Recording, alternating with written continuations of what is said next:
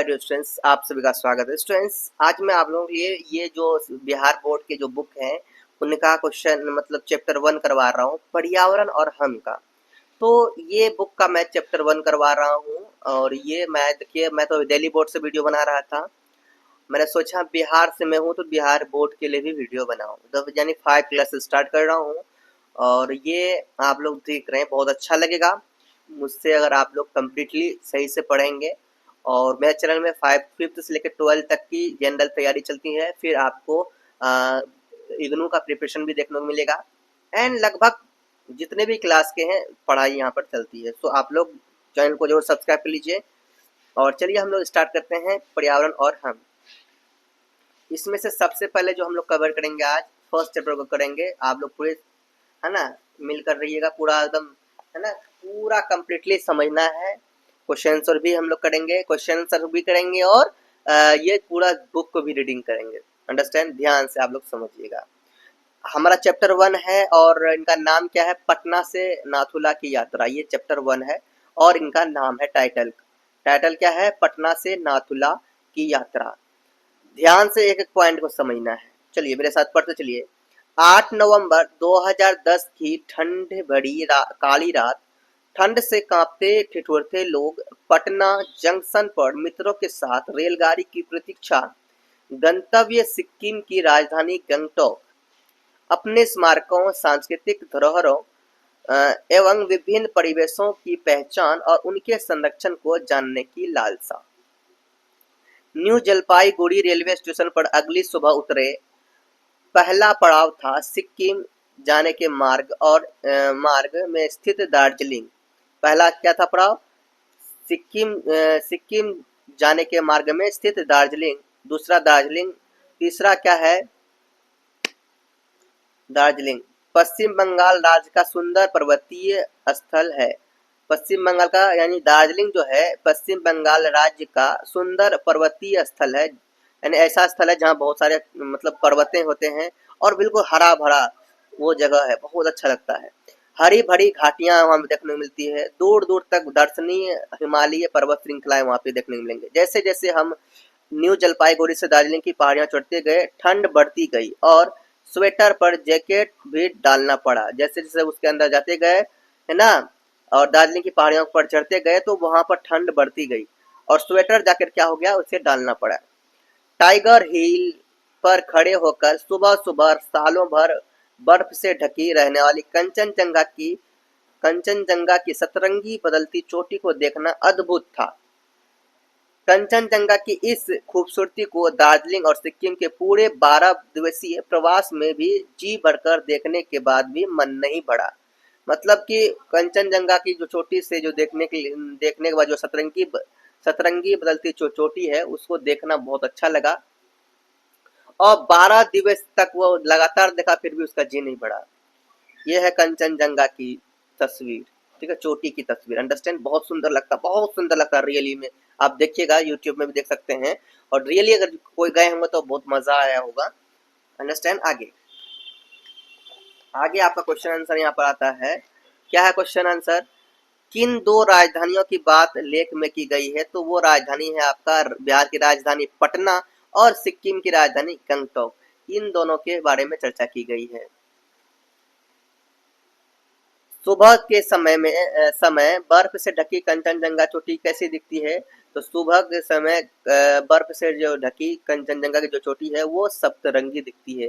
तो आप यहाँ तक लिख देना, सुबह के समय बर्फ से ढकी कंचनजंगा की चोटी सप्तरंगी दिखती है, ऐसे लिख देना। ठीक है, कैसी के जगह में सप्तरंगी लिख देना है, बाकी पूरा। क्वेश्चन है आपका, कंचनजंगा की चोटी पर क्यों बर्फ क्यों जमी रहती है? आंसर है कंचनजंगा। तो पहले पहले कंचनजंगा ऐसे ही लिखा जाता था। कंचनजंगा की चोटी पर ठंड बहुत अधिक होने के कारण वहां हमेशा बर्फ जमी रहती है, जिसके वजह से है ना, यहाँ पर क्यों होती है ठंड, जो बहुत अधिक जो ठंड पड़ती है इसी वजह से वहां पर बर्फ भी जमी रहती है। आपका नेक्स्ट प्रश्न है, आपको सूर्योदय या सूर्यास्त के समय का दृश्य कैसा लगता है? देखिए, मुझे यहाँ पर मैंने लिखा है कि मुझे सूर्योदय या सूर्यास्त के समय का जो दृश्य है वो अच्छा लगता है, अच्छा दिखता है। लेकिन मुझे सूर्योदय के समय ज्यादा अच्छा लगता है जब सूर्योदय होते हैं उसमें, मतलब एक अलग सी लाइट जगती है ना, और हर चीज एकदम साफ साफ क्लियर दिखाई देते हैं, सुनहरा दिखाई देते हैं। तो सुबह बहुत अच्छा लगता है कि अलग सा प्रकाश, हमें अलग सा ऊर्जा मिलता है हमें उस सूर्य सुबह के, जो कि सूर्योदय के समय जो प्रकाश मिलता है, जो लाइट मिलता है, उसमें अलग सी ऊर्जा होती है, जिसे हम लोग विटामिन डी भी कहते हैं। हिमालय के हिमालय पर्वत हिमालय पर्वत की कुछ अन्य चोटियों के नाम पता करके लिखिए। तो हिमालय पर्वत की चोटियों का नाम है भैया कंचनजंगा, केटू एंड धौलागिरी, नंदा देवी, गौरी शंकर, अन्नपूर्णा, ये लिख लीजिए। भारत के कुछ अन्य पर्वतीय स्थलों के नाम पता करके लिखिए। तो भाई पर्वतीय स्थलों का नाम लिखिए, गुलमर्ग और पहलगाम, ठीक है। और ये हिमाचल, ये जम्मू कश्मीर की तरफ है। मनाली शिमला हिमाचल प्रदेश में पड़ेगा। नैनीताल और रानीखेत, ऊटी और कुन्नूर, ये सब क्या भैया इनके पर्वतीय स्थल हैं भारत के। अब आगे बढ़ते हैं हम लोग। हम लोगों ने दार्जिलिंग में घूमने का आनंद यहाँ के अनेक आकर्षक स्थलों को देखकर उठाया, जहाँ दार्जिलिंग का चाय का बगान है ना, दार्जिलिंग में बहुत सारे चाय के बगान है, चाय का बगान, चिड़ियाघर ने लुभाया। वहीं नेचुरल हिस्ट्री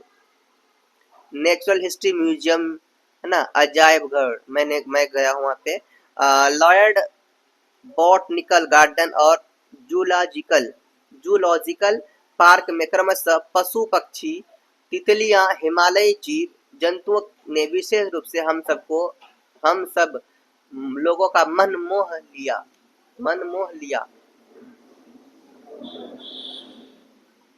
जूलॉजिकल पार्क व कुछ अन्य जगहों में हमने याक नामक एक पशु को देखा। उसके शरीर पर लंबे लंबे बाल थे। स्थानीय लोगों का कहना था कि सिक्किम में भी यह पाया जाता है। बहुत ठंड वाले इलाके में शरीर के लंबे बालों की वजह से ही याक का रहना संभव होता है। मतलब है कि जहाँ जंगलों में ठंडी बहुत अधिक पड़ती है उस जगह के खास करके, तो वहाँ के जो जानवर होते हैं उनके बाल बहुत लंबे लंबे होते हैं। क्यों होते हैं लंबे लंबे बाल? इसलिए होते हैं ताकि वो ठंड से बच पाए। समझ आ गया? इसलिए लंबे लंबे बाल होते हैं ताकि ठंडी को उसके शरीर के अंदर ना पहुंचे, खासकर याक। चलिए, ये चाय की बागान है, देख सकते हैं ऐसे ही होती है वहाँ की चाय की बागान, बहुत अच्छा लगता है। काम करती महिलाएं चाय की बागान में। नेक्स्ट प्रश्न है स्टूडेंट्स आपका इसमें से कि ठंडे इलाके के जंतुओं के शरीर पर बड़े बड़े बाल क्यों पाए जाते हैं? अभी आप लोगों ने पढ़ा, यहाँ से भी आप आंसर अपने दिमाग से दे सकते हैं। फिर भी लिखा हुआ है क्योंकि बड़े बड़े बाल उनके शरीर को गर्म रखते हैं, जिससे वे ठंडे इलाकों के अत्यधिक ठंड को सह पाते हैं। अगर बाल बड़े बड़े नहीं रहेंगे तो उस ठंड को सह नहीं पाएंगे, उनकी मृत्यु भी हो जाएगी अधिक ठंड की वजह से। नेक्स्ट है रोप वे पर सवार होकर बादलों के बीच से गुजरते हुए चाय बागान को देखना बड़ा आनंददायक रहा। हमारे मैदानी इलाकों में बादल हमसे दूर बहुत ऊपर दिखाई पड़ते हैं, परंतु यहाँ पर हम सभी बादलों के बीच थे और घाटियां बादलों से भरी थी। हम सभी कहाँ थे? बादलों के बीच थे और घाटियां बादलों से भरी थी। कभी कभी चाय बागानों में हम से नीचे भी बादल दिख रहे थे, है ना। कभी कभी चाय के बागान में पहुंचने के बाद क्या हो रहा था, हमसे नीचे भी बादल जो दिख रही थी। तो ये बात कर रहे हैं आपस में। यहाँ से हम हिमालय पर्वतारोहण संस्थान के लिए रवाना हो गए। पर्वतारोहण के लिए चिड़ियाघर के नजदीक हिमालय पर्वतारोहण संस्थान है। यहाँ भारत के गौरव तेंजिंग नोर्गे की आदमकद मूर्ति लगी है। यहाँ का एक एवरेस्ट म्यूजियम एक रोमांचक यादगार है। यही मुझे तेंजिंग नोर्गे के बारे में कुछ जानकारियां मिली है, जो इस प्रकार है। पर्वतारोहियों के साथ तेंजिंग 20 साल की उम्र से ही कूली के रूप में जाने जाते थे। तेंजिंग यूं तो भारत के मूल निवासी बन गए थे, मगर उनका जन्म तिब्बत में हुआ था और बचपन के दिन उन्होंने नेपाल में बिताए थे। वैसे तो उन्हें बिल्कुल भी पढ़ना लिखना नहीं आता था, मगर देश विदेश की पर्वतारोहियों के साथ वे कई भाषाओं में बातचीत कर लेते थे। वे तुरंत सबसे दोस्ती भी कर लेते थे। 1947 में एक पर्वतारोही दल के साथ जाते समय अपने एक साथी वोडू नोरबू, जो पहाड़ से गिरकर गंभीर रूप से घायल हो चुके थे, है ना, को पीठ पर लादकर कई मील चलकर अस्पताल ले गए और इस प्रकार वोगडी को बचाया गया। बताओ, ये साहस का काम किया। एंड सन 1953 में Tenzing Norgay sir Edmund Hillary के साथ हिमालय पर्वत श्रृंखला के सबसे ऊंचे शिखर एवरेस्ट, जो समुद्र तल से 8,848 मीटर ऊंचा है, पर चढ़े और विजय का झंडा गाड़ा। भैया बताओ, तेंजिंग नोर्गे ने भैया 8,848 मीटर ऊंचा पर्वत पर लगातार चढ़ा, समझा क्या, चढ़ता रहा, ऊंचा पर्वत, इतना ऊंचा पर्वत पर चढ़ा और वहां पे झंडा गाड़ा। बताओ। चलिए आप देखिए यहाँ पर क्वेश्चन क्या है कि तेंजिंग नोर्गे के अनुसार के बारे में, तेंजिंग नोर्गे के बारे में अपने शब्दों में लिखिए।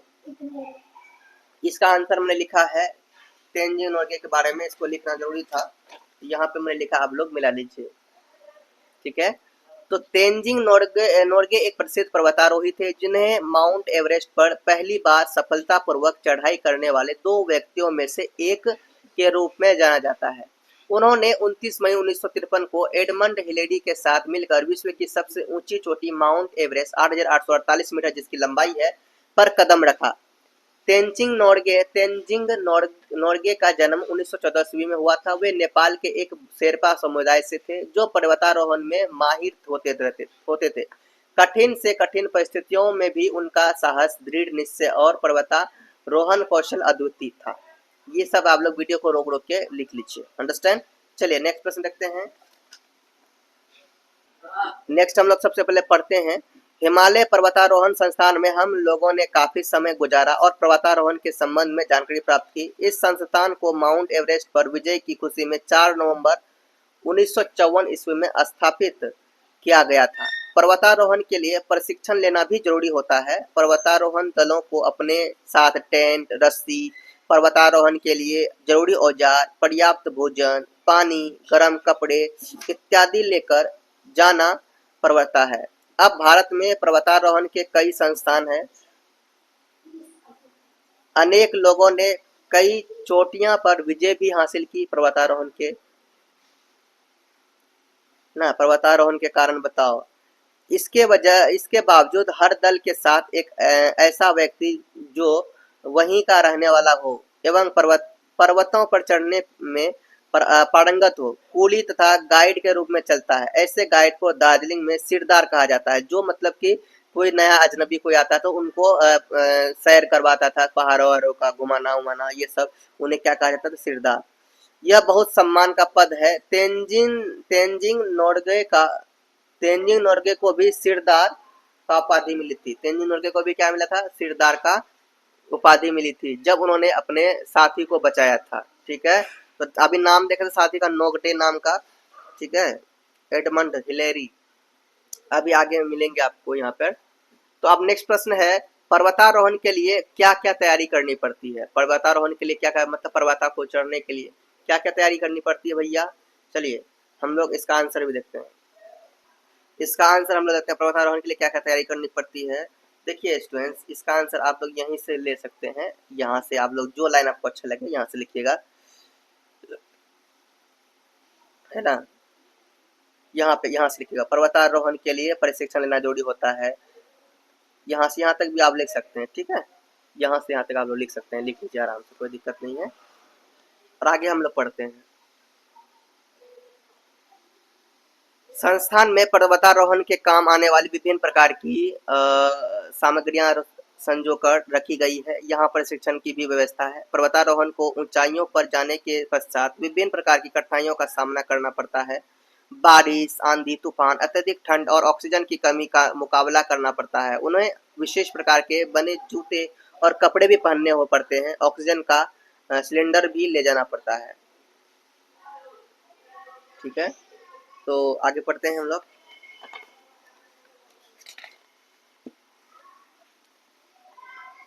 अब यहाँ क्वेश्चन है आगे पहले कि पिछले पृष्ठ पर जो जाने माने पर्वतारोहियों के चित्र दर्शाए गए हैं, ये आपके क्या क्या पहने दिखाई पड़ रहे हैं। तो ये इसके बारे में आपको बताना है। किसके बारे में, यहाँ पे चित्र दिया गया है ना, ठीक है, इसके बारे में बताना है। ये क्या क्या पहने हुए हैं, चश्मा पहने हुए हैं, है ना, टोपी पहने लगाए हुए हैं, समझ में आ गया, ठंड से बचने के लिए, है ना। उसके बाद यहाँ पे सिलेंडर भी लगाया हुआ पीठ में। तो इनके बारे में देखिए क्या है मैंने लिखा है।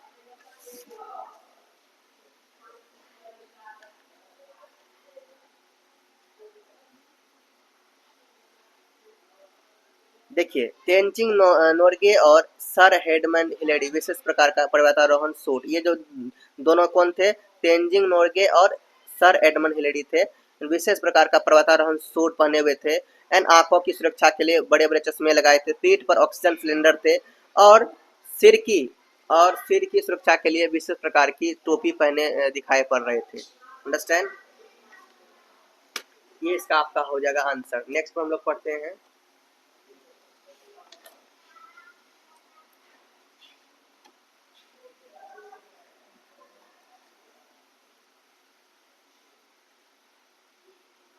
नेक्स्ट क्वेश्चन आपका ये भी है ना, उन्हें ऐसे कपड़ों की जरूरत क्यों पड़ती है? सो इसका आंसर भी आप लोग देख लीजिए। उन्हें ऐसे कपड़ों की जरूरत क्यों पड़ती है? तो पर्वतारोहियों की ऊंचाइयों पर जाने के बाद अत्यधिक ठंड, बारिश, तेज हवा आदि का सामना करना पड़ता है, इसलिए उन्हें ऐसे कपड़ों की आवश्यकता होती है। ठीक है, अब हम लोग आगे पढ़ते हैं। संस्थान के सदस्यों ने बताया कि सिर की सुरक्षा के लिए सर्दी, गर्मी व बरसात में अलग अलग किस्म की टोपियां पहनी जाती है। आंख के लिए चश्मा और हाथों के लिए दस्ताने भी आवश्यक हैं। यहाँ हम लोगों ने बर्फ के बीच सोने के लिए विशेष प्रकार की स्लीपिंग बैग भी देखा है। इसके पश्चात हम लोग प्रशिक्षण देखने गए। यहाँ पर पर्वतारोहियों को अपनी पीठ पर सामान लादकर बर्फ की पहाड़ियों पर चढ़ने और सीधी ढलान पर उतरने का अभ्यास कराया जा रहा था। देख लो, यहाँ पर देख सकते हो कैसे लोग चढ़ते हैं वहां पर। ठीक है, कराया जा रहा था। रस्सी, कुल्हाड़ी, कुदाल के सहारे चढ़ाई करवाई जा रही थी। सभी मजे लेकर प्रशिक्षण प्राप्त कर रहे थे, देख रहे थे। ठीक है, बिहार की पर्वतारोही श्रीमती निरुपमा पांडे ने 25 मई 2011 एवं नीसू सिंह ने 21 मई 2024 में माउंट एवरेस्ट की चोटी पर विजय प्राप्त की। इन्होंने बिहार का नाम रोशन किया। ठीक है, तो याद रखना, बिहार की पर्वतारोही श्रीमती निरुपमा पांडे ने 25 मई 2011 को और नीसू सिंह ने 21 मई 2024 में माउंट एवरेस्ट पर चढ़ा और विजय प्राप्त किया। ठीक है, बताओ, एक महिला होकर। पर्वतारोहियों को चढ़ने के लिए किन किन सामानों की आवश्यकता है, इसकी सूची बनाइए। तो स्टूडेंट्स, इनका क्वेश्चन जो है कि आपका यहीं पे है, यहीं से लिखेंगे इसका आंसर। संस्थान के सदस्यों ने बताया है कि देखिए यहाँ से, ठीक है, या पर्वतारोहण को यहाँ पर क्वेश्चन ऐसे लिखना कि पर्वतारोहण को चढ़ने के लिए के बाद आपको लिखना है यहाँ से सिर की सुरक्षा के लिए सर्दी, गर्मी व बरसात में अलग अलग प्रकार की, यहाँ से यहाँ तक आप लोग लिख लेंगे। ठीक है, यहाँ से यहाँ तक लिख लेंगे और वहां से लिखने के बाद आप लोग ये भी पॉइंट लिख सकते हैं अपने अनुसार लिख सकते हैं कि पर्वतारोहियों को पीठ पर सामान लादकर बर्फ की पहाड़ियों पर चढ़ने की अभ्यास, ढलान, उतरने का अभ्यास कराया जाता है। ये सब अपने तरीका लिख सकते हैं। रस्सी, कुल्हाड़ी, कुदाल, ये सब सामान की आवश्यकता होती है, ये सब आप लोग लिख सकते हैं। चलिए हम लोग नेक्स्ट पढ़ते हैं यहाँ आगे। पर्वतारोहण का प्रशिक्षण लेते समय लोग क्या क्या कर रहे थे? तो यहाँ पे देखिए, पहला प्रश्न का जो आंसर आप लोग ना यहाँ तक दे दीजिए, कोई दिक्कत नहीं। दूसरा ना यहाँ से लेकर यहाँ से लोग ना प्रशिक्षण के, यहाँ लोग प्रशिक्षण से लेकर तो यहाँ तक पूरा लिख दीजिए। ठीक है, यहाँ तक लिख दीजिए। अंडरस्टैंड? दूसरा क्वेश्चन का आंसर तो आप लोग टिक लगा लीजिए और आप लोग लिख लीजिए। क्वेश्चन को मिला के आप लोग साथ सेट कीजिएगा। अब आगे देखिए, आगे पढ़ते हैं हम लोग। दार्जिलिंग की यात्रा के पश्चात हमने अगले पड़ाव गंगटोक के लिए प्रस्थान किया। गंगटोक समुद्र तल से लगभग 6000 फीट की ऊंचाई पर स्थित सिक्किम राज्य की राजधानी है। यहाँ पहाड़ों के ढलानों पर विभिन्न स्तरों को काटकर बसाया गया शहर है। ऊपर नीचे ढलानों पर बनी सड़कें और उस पर बिना हॉर्न बजाती कतार से चलती गाड़ियां। शहर के अंदर कहीं गंदगी, कूड़े कचरे का नामो निशान नहीं। वहां पर बताओ, सभी दुकानों के आगे कचरे फेंकने के लिए एक डब्बे थे। किसी भी परिस्थितियों में कोई भी किसी तरह का कचरा सड़क पर नहीं फेंक सकता था। एंड आगे देखिए, शाम के समय महात्मा गांधी सड़क का जो अद्भुत नजारा, साफ सुथरी चौड़ी सड़कें, बीचों बीच फूलों भरे पौधों से सुंदर सजावट, दोनों तरफ सजी धजी दुकानें, सड़क के बीचों बीच लकड़ी, लोहे एवं पत्थरों से बने बेंचों पर बैठकर धीमे भारतीय संगीत के साथ चाय कॉफी की चुस्कियां का मजा ही कुछ और था। इस तरह के फूल के पौधे से सुसज्जित सुसज्जित इस सड़क का दृश्य देखते ही बनता है, मतलब अच्छा लगता है। इसी प्रकार इसी यहाँ पर सड़क के किनारे पंगड़ियों पर लोग चलते हैं और कभी आराम करने के लिए सड़क के बीच की इस सुसज्जित जगह पर बैठ जाते हैं। तभी तो लगा कि हम अलग ही दुनिया में आ गए हैं। स्टूडेंट्स, क्वेश्चन जो है आपको दिया हुआ है कि यदि आपको अपने घर के आसपास अगर ऐसा वातावरण बनाना होगा तो उसके लिए आपको क्या करना चाहेंगे। तो देखिए, आपको सबसे पहले कि कचरे उचरे को जमा करना नहीं है ना, हमेशा साफ सुथरा रखना है। कभी भी कोई धूल मिट्टी अगर कहीं पड़ा हो तो उसे साफ सुथरा रखना है ना। एक सही नियम के अनुसार काम करना है। तो ये अपने अनुसार सोच के एक बनाइए, लिस्ट बनाइए। आपके घर में भाई बहन है, जो जो भी उन्हें दिखाइए, अपने मम्मी को बोलिए, मम्मी से क्वेश्चन पूछिए, है ना, पापा से पूछिए, पापा बताएंगे, उन्हें अनुसार आपको लिखना है। अंडरस्टैंड? ये आप लोग खुद से कर सकते हैं। आगे पढ़िए। आगे है, सिक्किम पहाड़ियों और घाटियों से भरा एक छोटा राज्य है। सिक्किम क्या है? पहाड़ों और घाटियों से भरा एक छोटा राज्य है। तीस्ता यहाँ की मुख्य नदी है। यहाँ मुख्यतः लेप्चा, नेपाली और भूटिया 3 जातियां निवास करती है। यहाँ के लोग मेहनती, सीधे सरल और सहयोगी होते हैं। यहाँ की औरतें रंगीन कपड़े व मनकों से युक्त सोने का आभूषण पहनना पसंद करती है। गंगटोक में हम लोगों ने फूलों का बगीचा, बॉटनिकल गार्डन, रूमटेक, मोनेस्ट्री आदि देखा। रूमटेक मोनेस्ट्री करमापा बौद्ध धर्म गुरु का निवास भी है। यह बौद्ध धर्म का दार्शनिक स्थल भी है। तो आपका क्वेश्चन यहाँ पे है कि सिक्किम के निवासी कैसे होते हैं। सिक्किम के निवासी कैसे होते हैं? तो स्टूडेंट्स, यहाँ से आप लोग लिख सकते हैं, ठीक है। सिक्किम के निवासी कैसे होते हैं तो यहाँ से आप लोग लिख सकते हैं, यहाँ से यहाँ तक। अंडरस्टैंड? बहुत इजी है ये, आप लोग लिख सकते हैं। चलिए, कहाँ से कहाँ तक? यहाँ से यहाँ तक इस प्रश्न का आंसर लिखिएगा आप लोग। एक दिन हम लोग गंगटोक से लगभग 52 किलोमीटर दूर समुद्र तल से लगभग 14,500 फीट की ऊंचाई पर स्थित नाथुला घूमने गए। देखो, अब नाथुला आ ही गए हैं, अब खत्म होने वाला यहाँ पे धीरे धीरे। यह भारत और तिब्बत की सीमा पर स्थित है। जैसे जैसे हम गंगटोक से आगे बढ़े और ऊपर चढ़े, ठंड बढ़ती गई। इन पहाड़ों पर देखो ध्यान से, इन पहाड़ों पर घुमावदार सड़क सांप की तरह दिखाई पड़ रही थी। ठीक है, वहां पे जो सड़क होते हैं तो वो सांप की तरह एकदम घुमावदार होते हैं, तो दिखाई पड़ रही थी। सड़क के एक तरफ पहाड़ और दूसरी तरफ हजारों फीट नीचे गहरी खाई थी। यह देखकर मन घबरा जाता था, मतलब डर लगने लगता था। आखिर नाथुला आ ही गया। बिछी हुई बर्फ की चादरों के बीच हम सभी खड़े थे, उत्साहित और आनंदित थे। सबसे ऊंचाई पर शान से लहरा रहा था अपना प्यारा तिरंगा। स्टूडेंट्स, मेरा जो माइक था उनका चार्ज ख़त्म हो गया है, जिसके वजह से मुझे ये खोलना पड़ा और मैं ये अलग से मैं अब वॉइस रिकॉर्ड से डायरेक्ट बोल रहा हूँ। चलो आगे क्या है, ध्यान से सुनिए। आगे है, इतनी ऊंचाइयों पर तिरंगे का लहराना देख मन गर्व से भर गया। दूसरी ओर चीन देश का झंडा भी लहरा रहा था। अंडरस्टैंड? आगे, अपने देश की रक्षा के लिए सीमा पर चौकस वीर सैनिक हम सब लोगों का मार्गदर्शन भी कर रहे थे। सांस लेने में थोड़ी दिक्कत आ रही थी, है ना। 50-60 सीढ़ियाँ भी चढ़ना मुश्किल हो रहा था बाबा, सांस फूलने लगी थी। सैनिक बढ़ पर चलने एवं सीढ़ी पर रुक कर चढ़ने के लिए क्या कह रहे थे सबको कि धीरे धीरे चलो, आराम आराम से चलो, है ना। बच्चों को दौड़ने के लिए मना भी किया जा रहा था वहाँ पर। बच्चे तो ठहरे, बच्चे तो मानने वाले हैं नहीं, भला कहाँ रुकने वाले थे। एक बच्चा बेहोश हो गया बाबू, जब नहीं रुकने तो दौड़ते दौड़ते बच्चे बेहोश हो गए।